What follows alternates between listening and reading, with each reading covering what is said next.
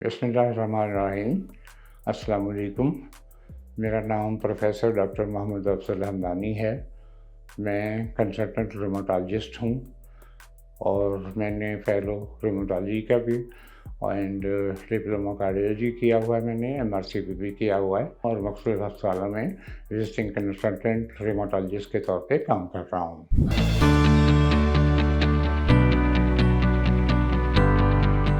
Rheumatology के बारे में अगर मैं बताना चाहूँ, इसकी नो हो बहुत कम है। रूमेटोलॉजी एक्चुअली 3 तरह की डिजीज़ होती हैं। इसमें इन्फ्लेमेटरी डिजीज़, मैकेनिकल डिजीज़ और वास्कुलर डिजीज़ होती हैं, जिनके बारे में पेशेंट को हमें आगाही देना होती है, ट्रीट करना होता है। लेकिन हमारी कंट्री में मुकम्मल तौर पर अवेयरनेस लोगों को नहीं है, ना वो कंप्लाई करते हैं मेडिसिन को और ना फॉलो अप होता है। यूँ तो रूमेटोलॉजी में बहुत सारी डिजीज़ हैं, जैसे कि मैंने पहले बताया कि 3 तरह की होती हैं: मैकेनिकल, इन्फ्लेमेटरी आर्थराइटिस और वास्कुलर डिजीज़।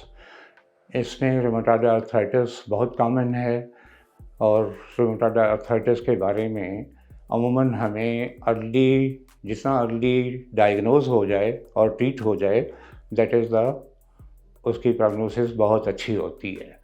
अर्ली से मेरी मुराद ये है कि पहले 6 महीनों में या 1 साल में अगर पेशेंट हम डायग्नोज कर लें और उसको ट्रीट करना शुरू करें तो उसका आउटकम बहुत अच्छा होगा। लेकिन अनफॉर्चुनेटली हमारे मुल्क में इसकी अवेयरनेस बिल्कुल नहीं है। पेशेंट बहुत लेट आते हैं जिनके के डिज़ीज़ बहुत एडवांस होती है।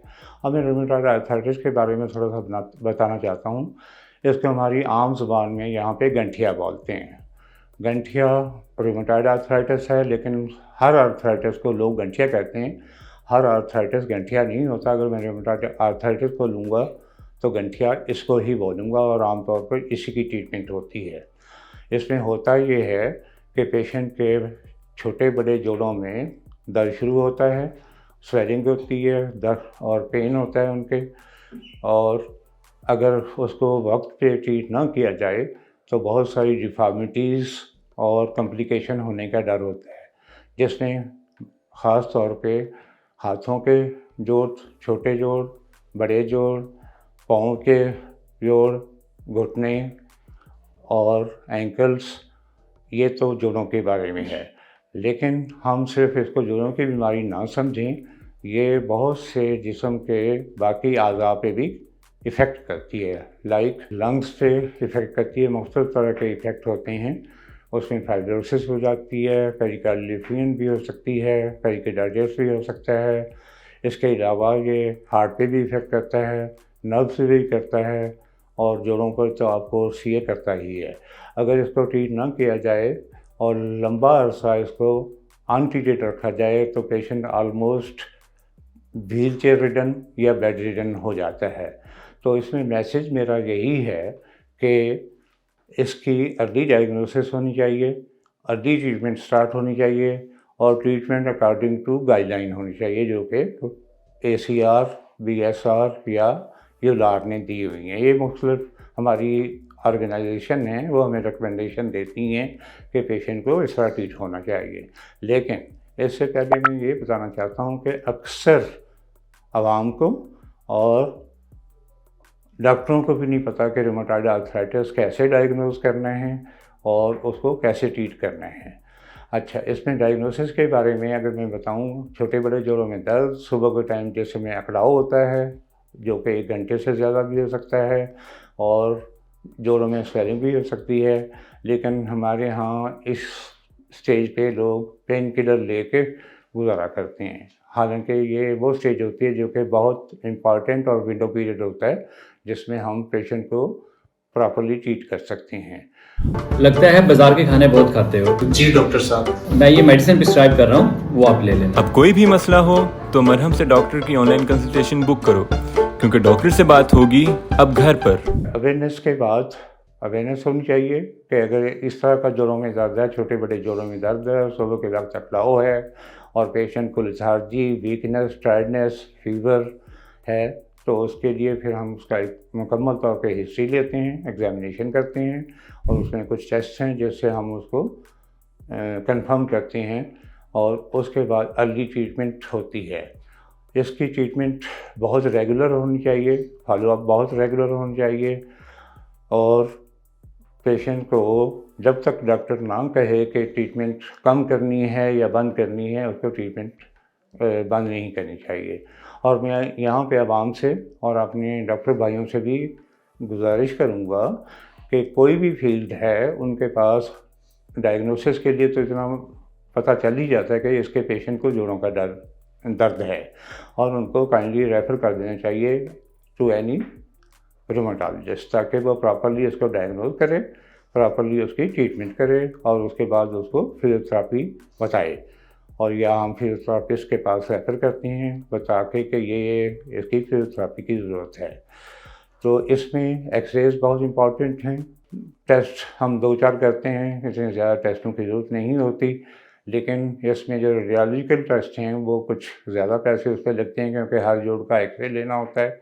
अगर कोई और ऑर्गन इन्वॉल्व हो गया है तो उसको भी इन्वेस्टिगेट करना होता है। लाइक अगर पेशेंट को लंग्स की या हार्ट की इन्वॉल्वमेंट हो गई है तो हमें HRCT या एकोकार्डियोग्राफी की ज़रूरत पड़ती है, जो कि आम लोगों के लिए महंगे टेस्ट हैं। तो लेकिन ये करने पड़ते हैं, उसके मुताबिक हमें ट्रीट करना पड़ता है। तो इसकी जो मेडिसिन्स हैं, मोस्टली अगर पेशेंट को बहुत अर्ली स्टेज पे है तो थोड़ी सी दवाइयों से भी पेशेंट ठीक हो सकता है, लेकिन हमें फॉलोअप ज़रूर करना पड़ता है। अगर उनसे इफ़ेक्ट नहीं होता तो आगे स्टेप ऑफ ट्रीटमेंट हम उसको कहते हैं। 3-4 स्टेप हैं। पहले स्टेप में हम DMR देते हैं, एक ग्रुप है दवाइयों का। दूसरे स्टेप पे हम एंटी TNF अल्फा इनहिबिटर्स या उसके साथ कुछ और ड्रग भी साथ रखते हैं। तीसरे स्टेप पे हम बायोलॉजिकल एजेंट्स देते हैं। इस तरह स्टेप आप ट्रीटमेंट करते जाते हैं। यहाँ तक कि बाकी कंट्रीज़ में बोन मैरो ट्रांसप्लांटेशन तक भी लोग जाते हैं, लेकिन ये अक्सर नहीं होता। उससे पहले ही, क्योंकि कॉस्टली ट्रीटमेंट होती है और उसके लिए हमें मेडिसिन को अरेंज करने के लिए बहुत सारी ऑर्गेनाइजेशन की ज़रूरत है, बहुत सारे जो हमारे डोनर्स हैं उनकी ज़रूरत है, ताकि वो गरीब लोगों के लिए कोई बना के उनकी हेल्प करें। क्योंकि मेरे पास कम से कम भी ऐसे लोग आते हैं जो कि deforming rheumatoid arthritis, still active और अर्ली एज में होते हैं, तो उनको ट्रीट करना तो बहुत ही ज़रूरी होता है। हम बाकी तो भी करते हैं, लेकिन जो यंग एज होती है उसमें पेशेंट को बचा लेना उसकी ज़िंदगी बचा लेने के बराबर है। तो इससे आगे अवेयरनेस के बारे में हमें कुछ सेमिनार्स करने होते हैं, कुछ हो रहे हैं अल्हम्दुलिल्लाह इस वक्त लाहौर में भी और बाकी कंट्री में भी, और हमारी एक अपनी एसोसिएशन भी है जिसको हम पाकिस्तान सोसाइटी ऑफ रूमेटोलॉजी कहते हैं। वो एनुअली हमारी होती है, लेकिन इसके लिए लिटरेचर भी चाहिए होता है, ताकि हम छोटे पम्फलेट छाप के लोगों को दें।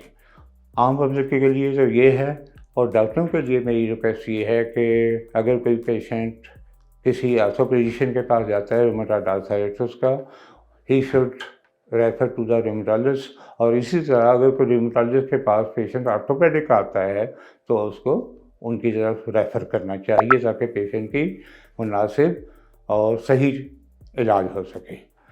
Thank you ji.